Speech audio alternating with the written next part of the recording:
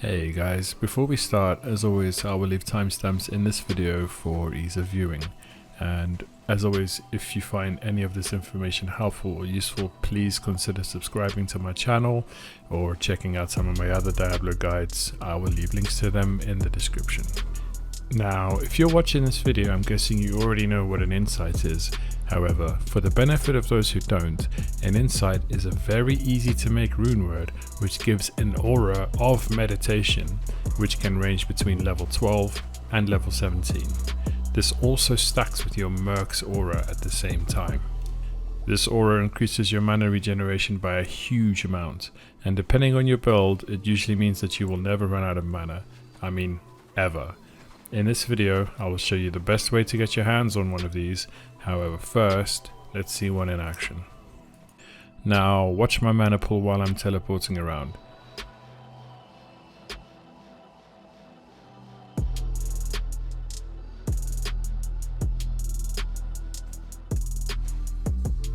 It's depleted. Now look what happens when I pop my insight onto my merc. It's like I've just drunk a mana potion. Now I can teleport indefinitely and expend mana without worrying about potions.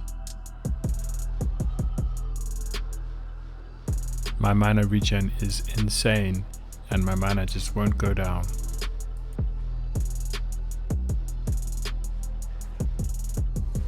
So let's talk about how this is done.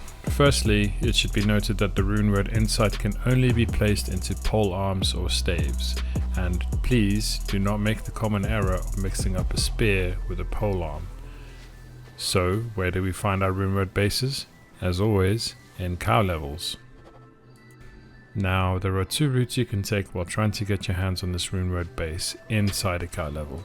Either you can work by finding a 4 open socket weapon already, or by crafting one from a non-socketed base in your cube. The recipe for this is a Ral, Am, Perfect Amethyst, and a non-socketed polearm. Now, there are pros and cons to both methods. If you run normal cows, any polearms except Bardishas will give you a 1 to 4 open sockets, 4 being the max, with the socket recipe making it much more likely to get the right number of sockets. The downside to this is that any polearm found in normal cows will have low damage. It's worth noting that Bardishas only give a maximum of 3 sockets.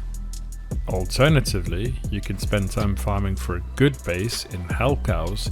However, these will have a chance to roll between 1 and 6 open sockets, making the likelihood of getting the right number of sockets much harder. The upside to this is that the weapon will have a far higher base damage. So in this video, actually I managed to find a Grim Scythe with 4 open sockets in it already, as well as a Partisan which I could have used the socket weapon cube recipe on. I actually found both of them in one cow game. Now it is worth noting that the absolute best runeword base is either an ethereal cryptic axe or an ethereal colossus Volge. Ethereal items have much higher damage bases and mercs don't deplete the durability, so it doesn't matter that you can't repair them. However, these are very hard to find, and in the event that one was found, it would be much more advantageous to use this base for an infinity, far increasing its value. However, another thing you can think about is that should you have used a really good base for insight and wish to change it to an infinity, you can always just clean the sockets out by using a Hell rune and a scroll of TP and your weapon in the Roderick cube. Now that you've found your runeword base, the hardest part is over. Just jump in a few contest runs and you will have the runes you require in no time at all. Ral, Tur, Tal and Sol. Place those runes in that order in your polearm and you will have yourself an insight. And that's it guys, enjoy your limitless mana pool. Just don't forget to keep your merc alive with either a Tal's Helm or an Andy Face or even a Gaze. I really do hope that this video has been helpful to you, and I will see you later guys.